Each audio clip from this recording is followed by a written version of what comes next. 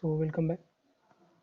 In previous lectures, we have studied the spectral method, the second spectral method, which is Maxbaum spectroscopy, and in another methods are that spectral methods are our plasma sources and electric discharge sources.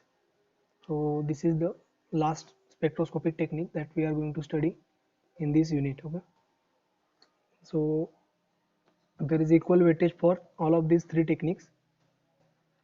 So the second technique, that is Maxbaum spectroscopy, is dealing with gamma radiations. Okay, and this last technique, that is electron spin resonance technique or ESR, is dealing with the microwave spectroscopy. Okay, and as the name is suggesting that electron spin resonance, or this is also called as a paramagnetic resonance.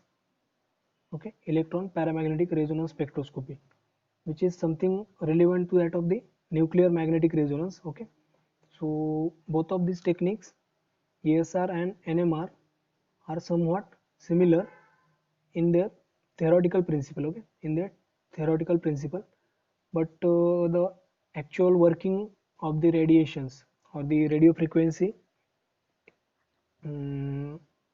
radio frequency region is used for the NMR spectroscopy, and for the ESR spectroscopy we are using the microwave radiations. Okay, so for ESR we use the this microwave radiations region.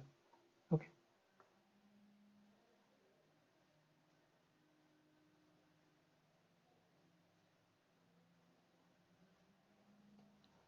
so the phenomenon of electron spin resonance is also called as paramagnetic resonance or EPR, and it is discovered by the Soviet physicist, okay, in 1945, way before the discovery of our NMR spectroscopy. Okay, so before the NMR spectroscopy, this ESR spectroscopy has been established. Both this NMR technique and ESR techniques are collectively referred to as the magnetic resonance phenomenon. Okay, so in NMR spectroscopy, we just replace the microwave radiation with the radio frequency radiation. We then irradiate that sample material with the radio frequency radiation, and we change the magnetic field or radio frequency based upon the working of instrument, and we get the change in energy levels. So there is a excitation of nucleus. Okay, there is a excitation of nucleus in the case of NMR spectroscopy from low energy to high energy state due to the change in either radio frequency or the magnetic field, and we get the absorption of particular radiation, and we get the peak. Okay, and we measure there the delta shift value. In NMR we measure the delta shift value. In ESR spectroscopy we generally tend to measure the similar delta value, but the delta values are quite different. Okay, so that we will see in the spectra, actual spectra. So the theoretical background for this both technique is quite similar. Okay, quite similar. However, while the radio frequency region is used for the NMR spectroscopy, and the microwave spectrum or the microwave region is used for the ESR spectroscopy. And the one major advantage of NMR spectroscopy is that it can be applied to the almost all the molecules. Okay, NMR spectroscopy has the wide range of application, but the ESR spectroscopy, which has the limited application, because it is primarily applicable only for the those species which containing the unpaired electrons. Okay, and the unpaired electrons are only present in the radicals, okay, ions, or the inorganic, okay, inorganic and organic radical salts as such. Okay, so the application for the ESR is only possible only when that sample should be either in the radical state or in the ionic state. Okay, and ions are of specifically the transition metal ions, which will containing the unpaired d or f block elements or f electrons. Okay, d or f unpaired electrons. So this technique is only applicable for the paramagnetic substances, hence it is also called as a electron paramagnetic resonance or EPR technique. Now next, one of the most important use of the ESR technique, which lies in the direction of determination of short-lived intermediates or the free radical intermediates, okay, specifically. So those intermediate which are formed during the reaction, and we generally tend to have the mechanism for that various species, but we can actually determine the exact like how much radical is there and what is its nature, okay, or the structure of that particular radical based upon this ESR spectroscopy, okay. So for basic requirement for the ESR spectroscopy is that there must be the unpaired electron, okay, unpaired electron. So for unpaired electron there is quite a certain mathematical things that are involved. So the electron which is having spin value s, okay, which is nothing but 1 by 2 value, the magnetic moment mu associated with this uh, electron or unpaired electron is given by this formula, okay. So mu is equals to minus ge into mu b into s, okay, and s is a vector quantity, that spin, overall spin of the electron is a vector quantity, it is direction dependent. Next is the where all these terms are like ge, which is nothing but Landis G factor, mu b is the Bohr's magneton, the value for ge is around 2.0023, okay. For free electron the value for G factor or the uh, free electron G factor value is 2.0023, okay.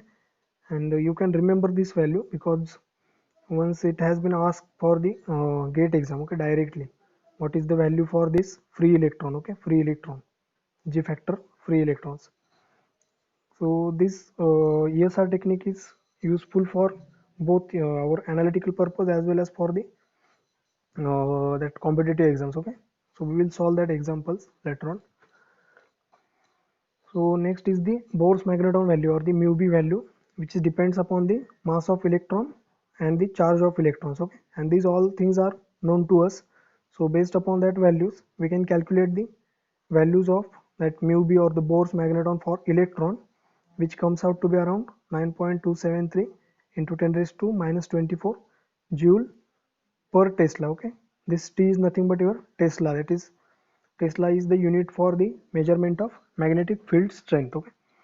The next, the energy associated with the electron having the spin s in the magnetic field Bz, okay. Bz is again external magnetic field that we are going to apply, so along the z direction, okay. Bz is nothing but the external magnetic field applied along the z direction. So the energy is given by this formula, okay, minus mu into Bz. So energy will depends upon the Bohr's magneton or the magnetic moment of that particular species, here electron. So magnetic moment of electron multiplied by the Bz, that is the external magnetic field, and both of these quantities are vector quantities. Now the component of the spin s along the field will be nothing but ms, hence the equation, overall equation will turn out to be the energy is nothing but ge into mu b into bz into ms, okay. So the energy of that particular electron will depends upon the, okay, ms value. Ms is nothing but your magnetic quantum number for the electron, okay, ms. So ms is nothing but the magnetic quantum number for the electron or free electron. So for electron there are two spin values possible, okay, magnetic spin values possible, so that are nothing but your plus 1 by 2 and minus 1 by 2. So based upon that we get the two energy values, that is E1 plus 1 by 2 and E minus 1 by 2. So for the bare proton we get the like in the case of NMR technique, for bare proton we get the like degenerated energy levels, okay. But if we like this external magnetic field is applied, at that time we get this plated energy pattern for the bare proton also.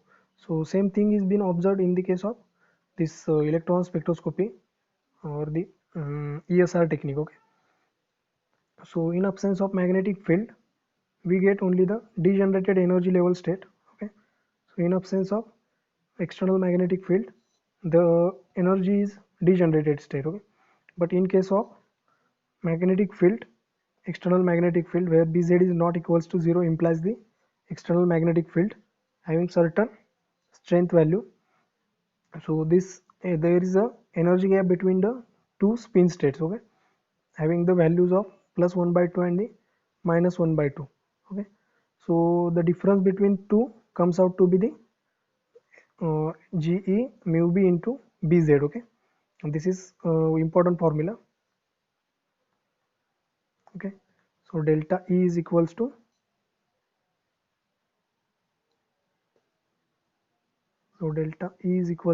H nu, which is nothing but Ge into mu b into Bz. Okay, where that H into nu is what? H is the Planck's constant, nu is again the radiations which are going to emit it, so that frequency is given by nu.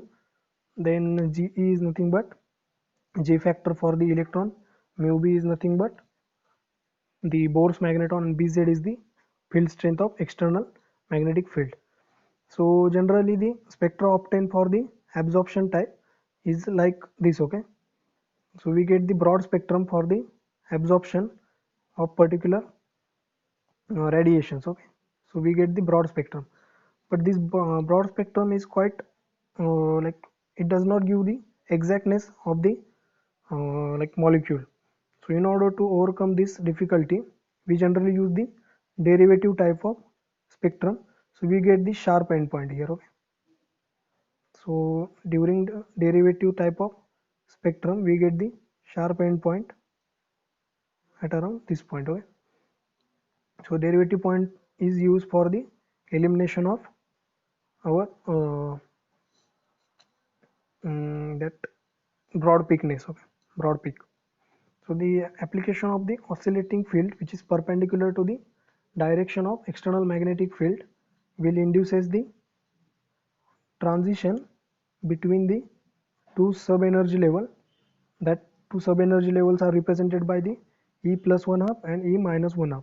Hence the frequency of oscillating field will or should satisfy the Bohr-Einstein condition. That is the energy difference should be the, that is H nu is nothing but Ge into mu b into Bz. Okay, thus the ESR frequency of the odd electron, which is given by this formula. Okay, so the ESR frequency is nothing but nu is equals to delta E upon H, which is nothing but Ge mu b into Bz upon H. Okay, so this is the uh, principle for the Masbow spectroscopy. Okay, so here we have seen the how that field is developed, and how it is similar to that of the NMR. So what are their similarities and difference in the radiation? So in NMR we use the radio frequency, in ESR we are going to use the microwave radiations, and what are the various energy associated with the electron in different spin state that we have studied, and the energy is depends upon the magnetic spin quantum number. Then next we have seen the like the energy difference is depends upon the external magnetic field, and hence the frequency is also depending upon the external magnetic field of the that external magnetic field. Okay,